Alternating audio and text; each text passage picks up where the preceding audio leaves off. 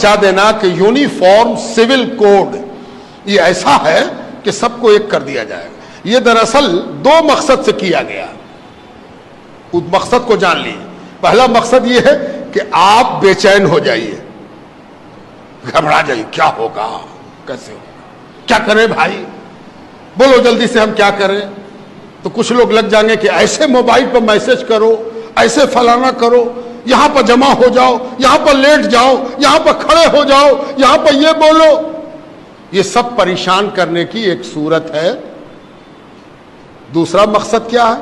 کسی کو خوش کیا جائے کہ ان لوگوں کو بہت کچھ مل رہا تھا، ہم ہی ہیں جو ان کا کاٹ رہے ہیں، ہم ہی ہیں جو ان کو ہم بے چین کیے ہوئے ہیں، ان کو ہم پریشان کیے ہوئے ہیں، ان کو پریشان کرنے والے ہم ہی نہ ہیں۔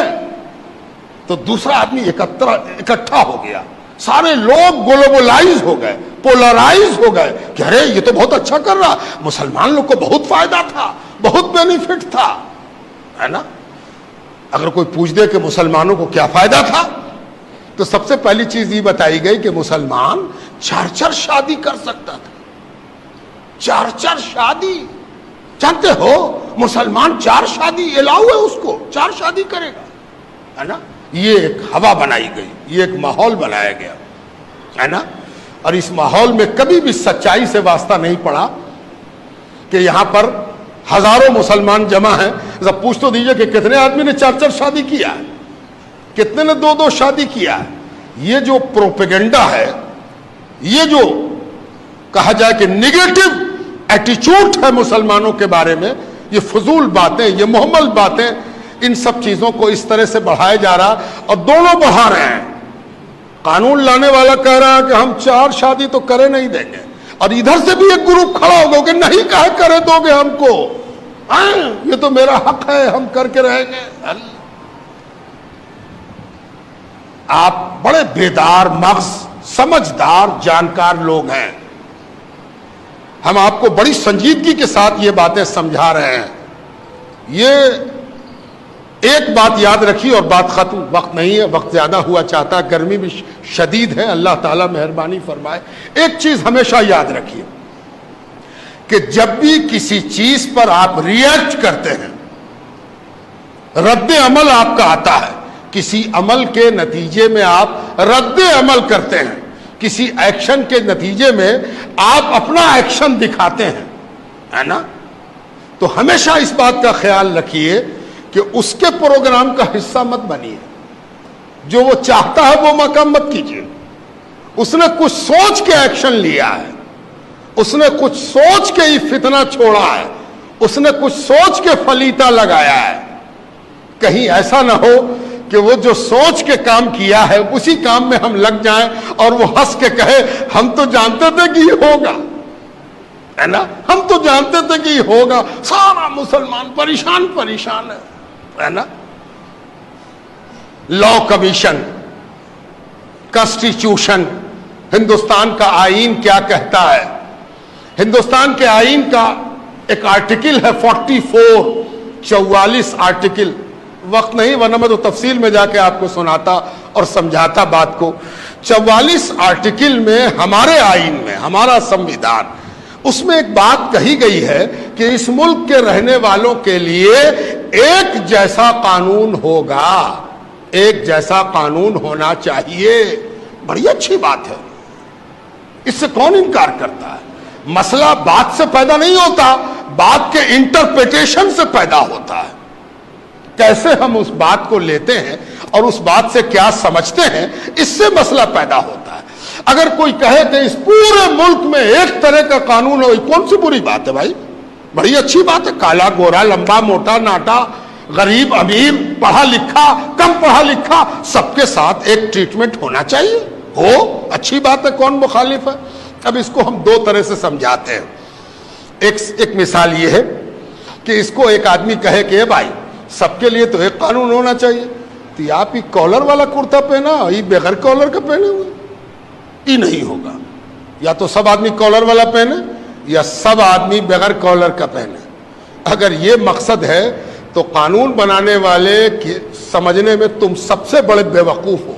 تم کو یہ بات ہی سمجھ میں نہیں آئی کہ قانون بنانے والا کیا کہہ رہا ہے۔ قانون بنانے والے نے کیا کہا یہ تم کو سمجھ ہی میں نہیں آیا. تم سب کا کپڑا ایک کرنا چاہتے ہو, ایک رنگ کا کپڑا پہناؤ گے, ایک رنگ کی قمیص پہناؤ گے, ایک رنگ کا پینٹ یا ہاف پینٹ پہناؤ گے. اسی کو یونیفارم سول کوڈ کہتے ہیں. اصل مقصود اس کا یہ ہے کہ اس ملک میں ہر آدمی آزاد ہوگا کہ وہ جو کپڑا پہنے اس میں کالر ہو کہ نہ ہو, بلو ہو کہ اجلا ہو کہ ہرا ہو کہ نیلا ہو کہ پیلا ہو. یہ یونیفارم سول کوڈ ہے. یونیفارم سول کوڈ کے مطلب یہ ہے کہ ہر ہندوستانی کو یہ حق حاصل ہے کہ وہ اپنی طبیعت کے مطابق کپڑا پہنے, اپنی طبیعت کے مطابق لباس اختیار کرے.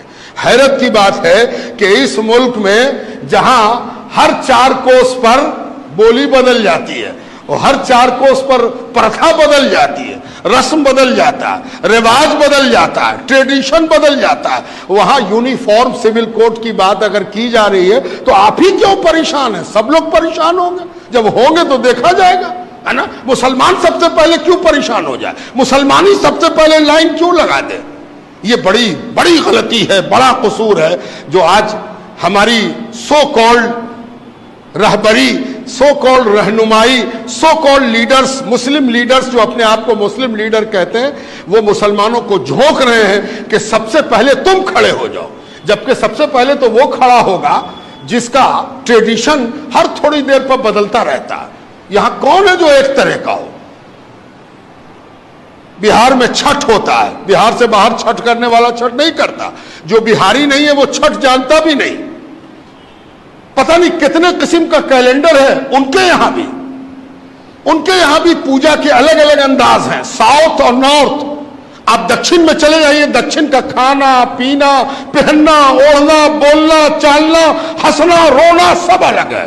اتر آئیے سب الگ ہے. تو ان کو بھی تو فکر ہوگی. آپ ہی کیوں فکر مند ہو؟ آپ رکو, ٹھہرو. آپ بڑھنے دو دوسرے کو آگے, اور دوسرے لوگ آگے بڑھیں. آسام کا ٹریڈیشن الگ, گجرات کا ٹریڈیشن الگ, ایک داہنے ہاتھ میں ایک بائیں ہاتھ میں.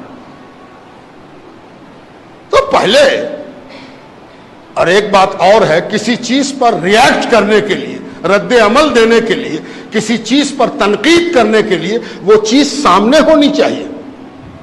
ابھی تو یہ بھی پتہ نہیں ہے کہ کامن سول کوڈ کا نیچر کیا ہوگا, کیا ہوگا, کیسا قانون ہوگا. یہ بے مقصد کی بحث شروع کی گئی اور سارے طبقے کو پریشان حال بنا دیا گیا.